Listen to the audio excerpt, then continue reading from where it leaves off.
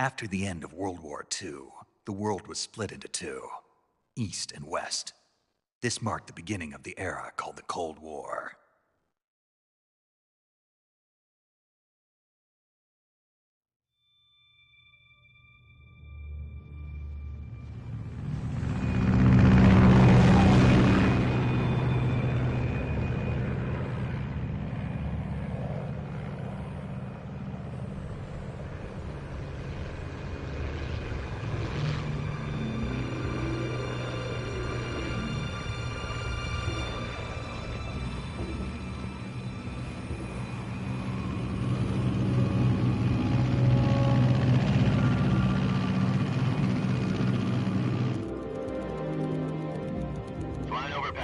Altitude 30,000 feet. Approaching Soviet airspace. 20 minutes to drop off. Commencing internal depressurization. Equipment check.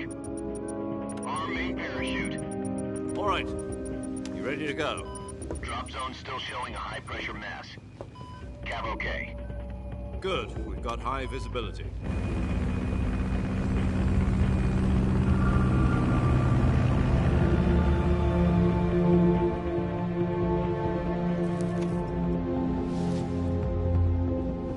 Put out that cigar. Connecting oxygen hose to interior connector.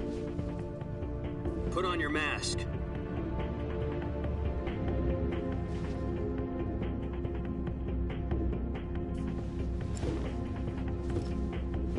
Does this panty waste know what he's doing? Approaching release point. 10 minutes to drop off. Hey, are you deaf? He said put out the cigar and put on your mask.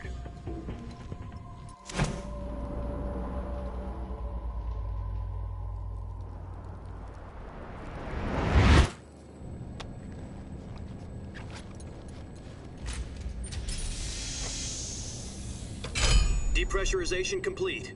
Checking oxygen supply. 6 minutes to drop off. Opening rear hatch.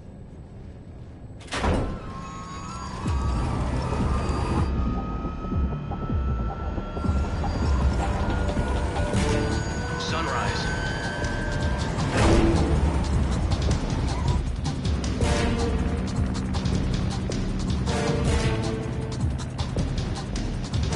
External temperature minus 46 degrees Celsius. 2 minutes to drop off. Stand up.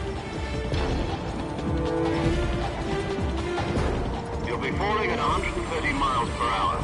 Try not to get frostbite from the wind chill. 1 minute to drop off. Move to the rear. Activate bailout model. This is one for the history books. The world's first halo jump.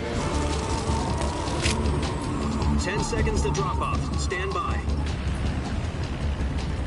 Status okay. All green. Prepare for drop off. Countdown. 5, 4, 3, 2, 1. Spread your wings And fly. God be with you.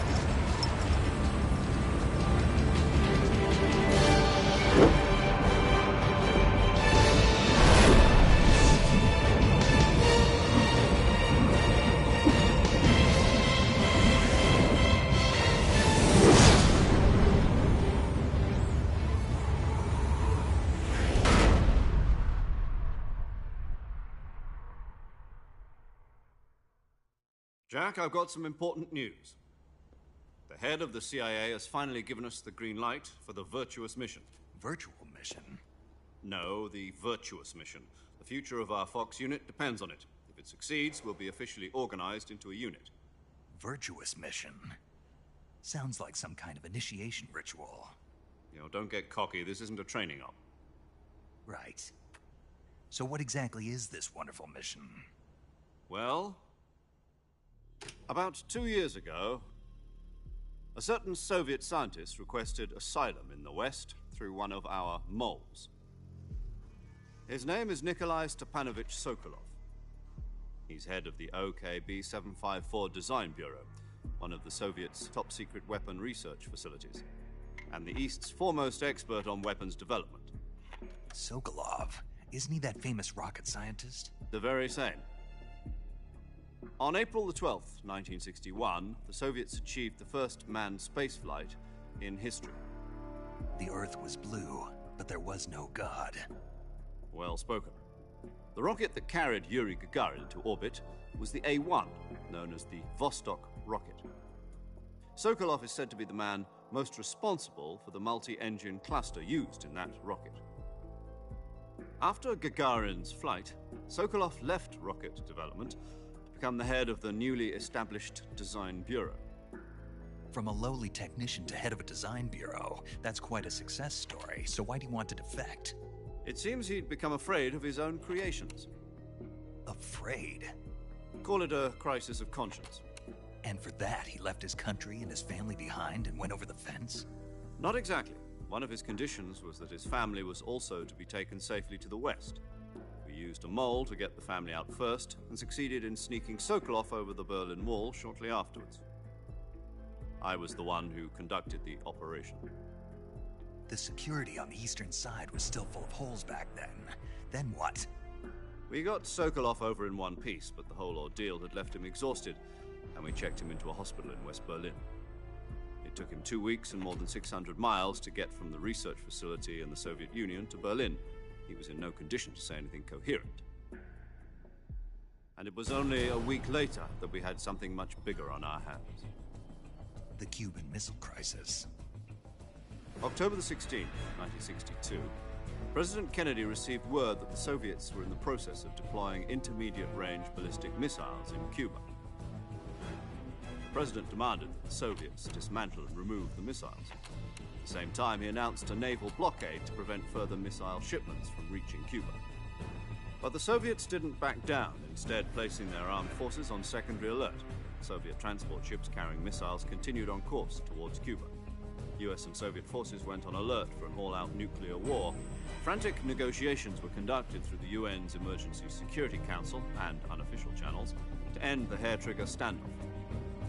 Finally, on October the 28th, the Soviet Union agreed to remove its missiles from Cuba, and so the world avoided a nuclear holocaust. But in order to get the Soviets to pull their missiles out, we had to make a deal. You mean the one where the US agreed to remove its IRBMs from Turkey? No.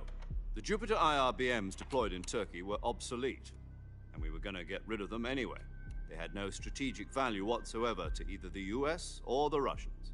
The Turkey deal was a ruse, a cover story that was fed to the other intelligence agencies around the world. So what did the Russians really want? Sokolov. They wanted us to return Sokolov. You mean the Soviets pulled out of Cuba just to get their hands on Sokolov? That's right. What the hell was he working on? At the time, we had no idea. We were running out of time. It was either give up Sokolov or risk full-scale nuclear war. In the end, we had no choice. President Kennedy gave in to Khrushchev's demand. The next day, I got Sokolov out of the hospital, handing him over to agents on the eastern side. Sokolov kept on screaming, "Save me," until he disappeared from my sight. Then a month ago, we received some new information from one of our moles. About Sokolov? Yes. He was taken back to the research facility and forced to continue working on the weapon in question under KGB supervision. What's more, it's on the verge of completion. So what kind of weapon is it? Something to do with space rockets? No, missiles. Same technology. I guess you're right. We don't know the details, but it appears to be a new kind of nuclear device. For half a year now, the Soviets have been conducting frequent nuclear tests at Semipalatinsk. Something to do with the weapon, I assume. We're talking about a secret weapon so big that Khrushchev was ready to pull out of Cuba to get it back. Is Sokolov still in the facility? No. According to our intelligence, he's in Selino-Yarsk, a place in the mountains about 3 miles to the west that's known as the Virgin Cliffs. The Virgin Cliffs. Nice name for a virtuous mission. They moved him there just recently. Why? Apparently, they're conducting a field test of the weapon, but it's our best chance to get him back. This mission would never have been possible if he was still in the research facility. This is our last chance. Sokolov must have known that too when he contacted us.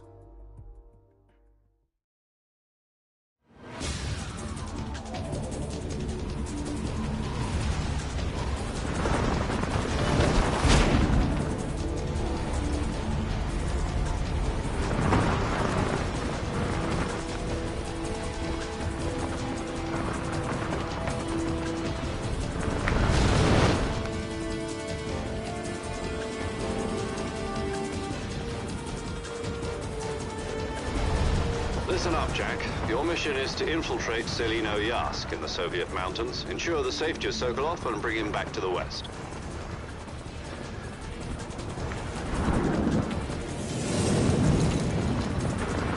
If we don't get Sokolov back before that weapon is complete, we'll be facing a major crisis. The clock is ticking.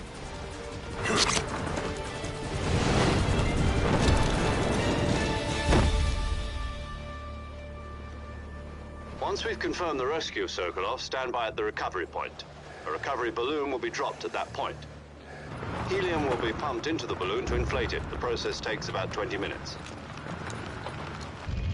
Once it's complete, the gunship's arm will latch onto the balloon and pull it up. The Fulton surface-to-air recovery system. I'm familiar with the theory.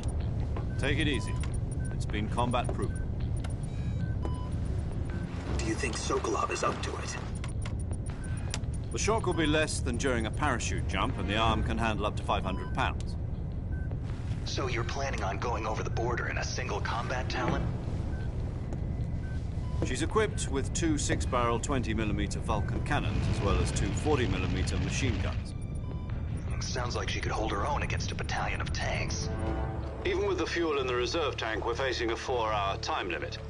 If all goes well, it shouldn't take more than a few hours. Home in time for dinner. But if anything goes wrong, You'll be eating dinner, breakfast, and all the rest of your meals in the jungle.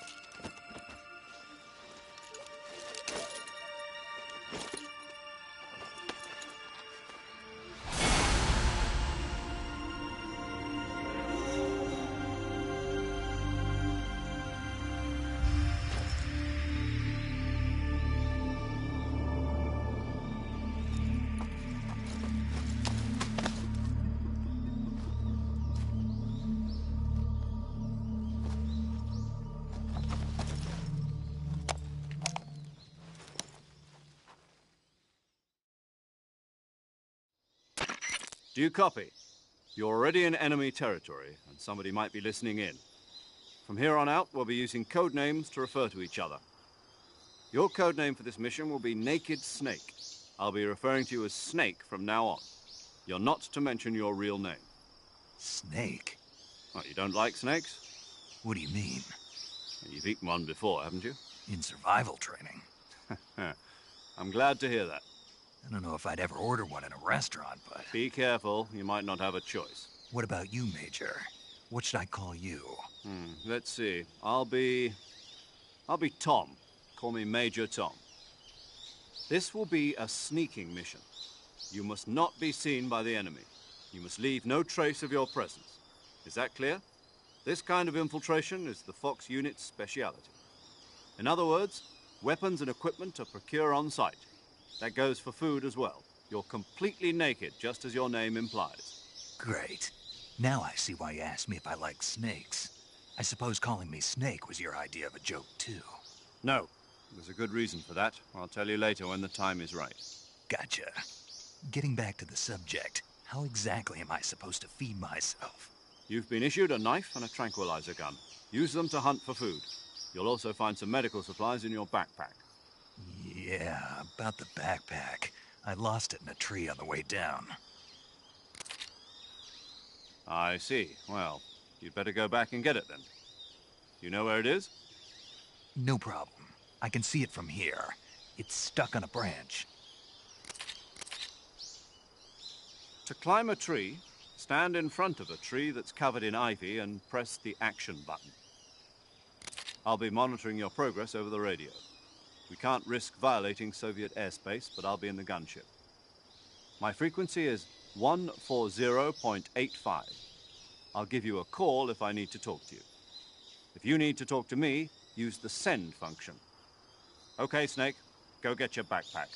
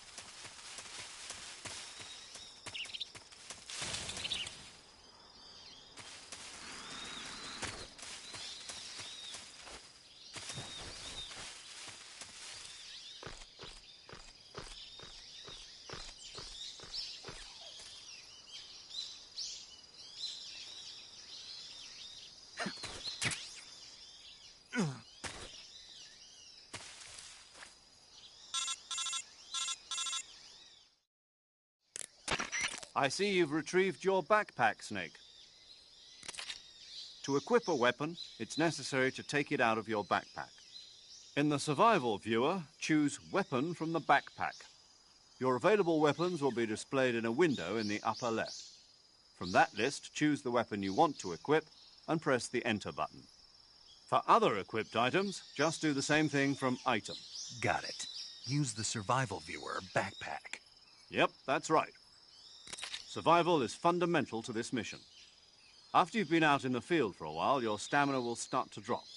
If your stamina gets too low, it'll affect your performance. You won't be able to shoot accurately, for example, and your wounds won't heal as smoothly. Keep an eye on your stamina so you don't run out.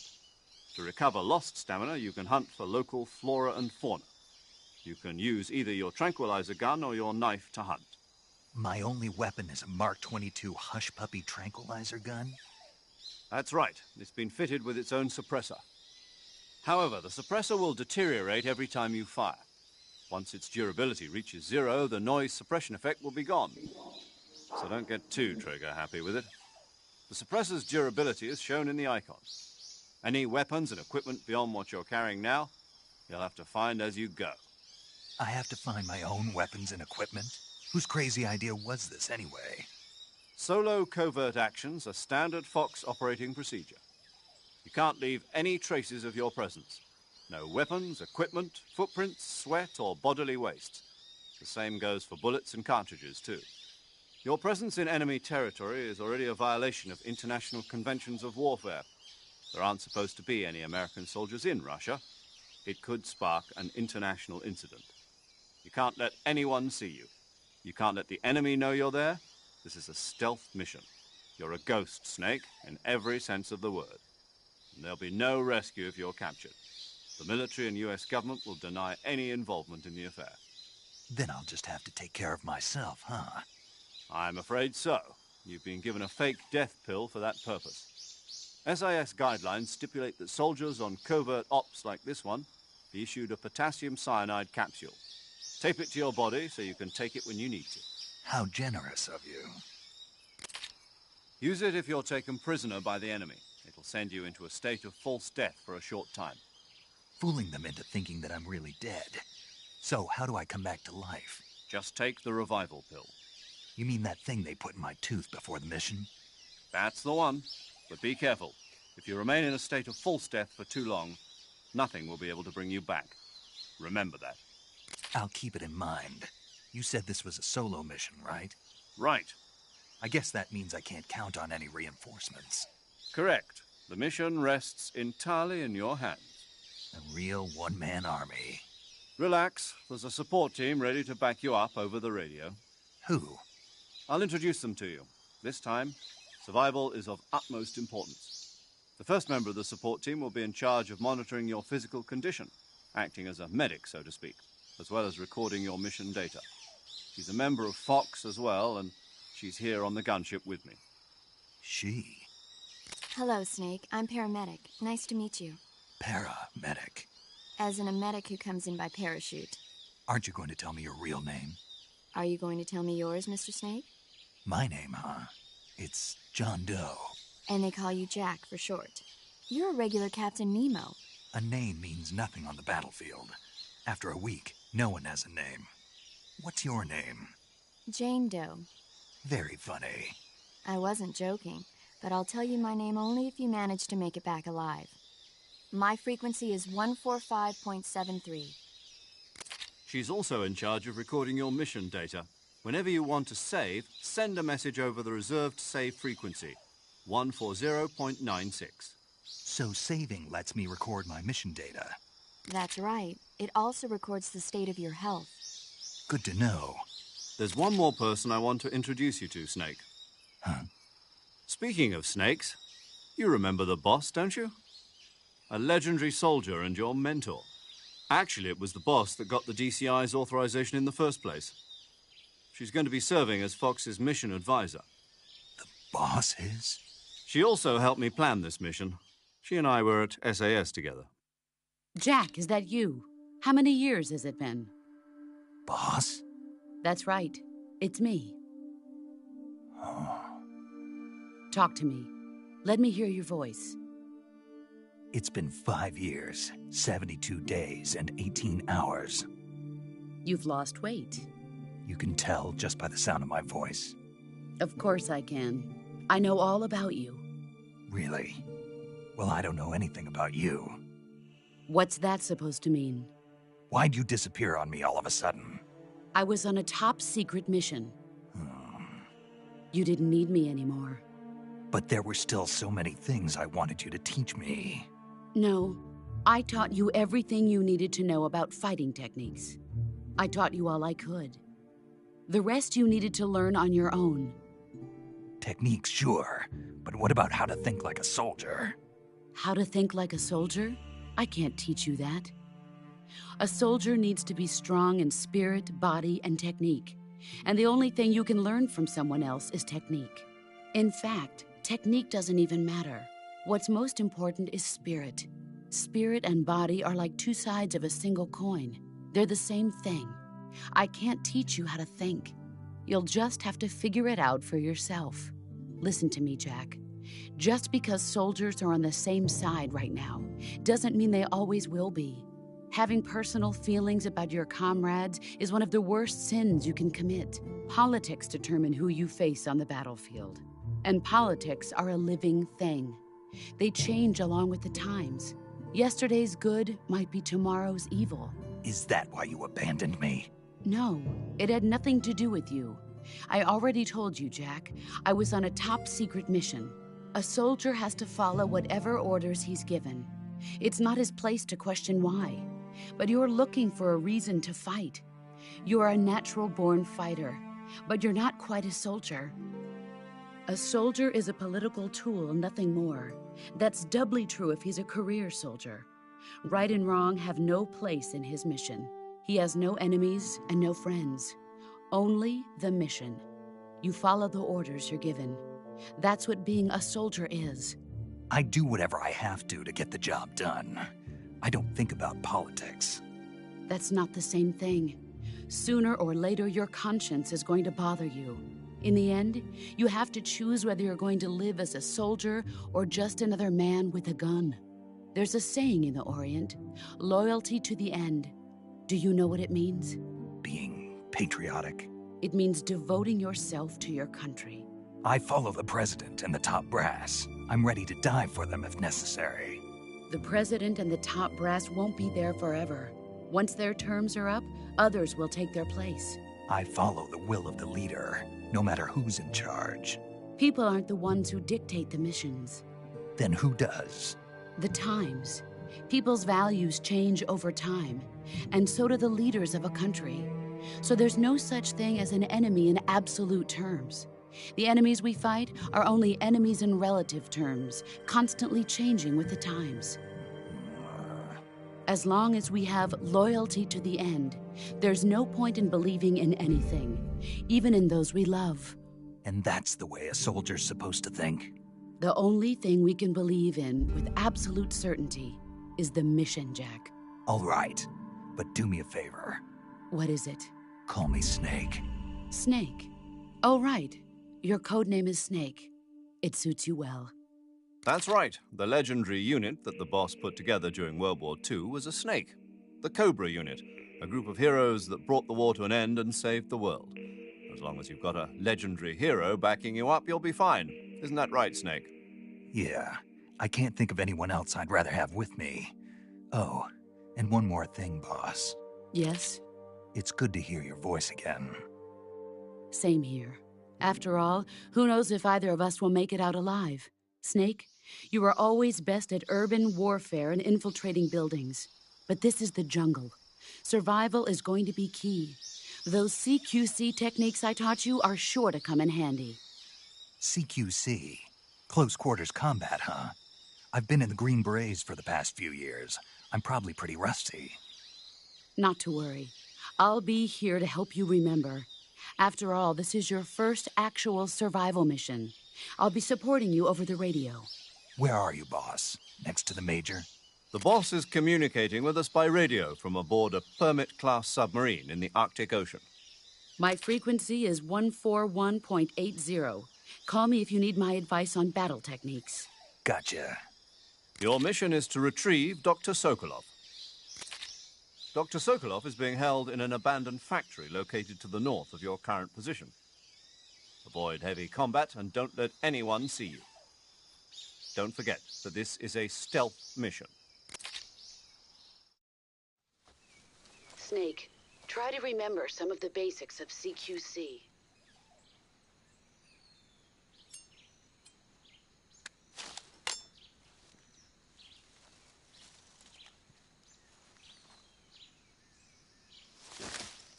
Commencing virtuous mission now.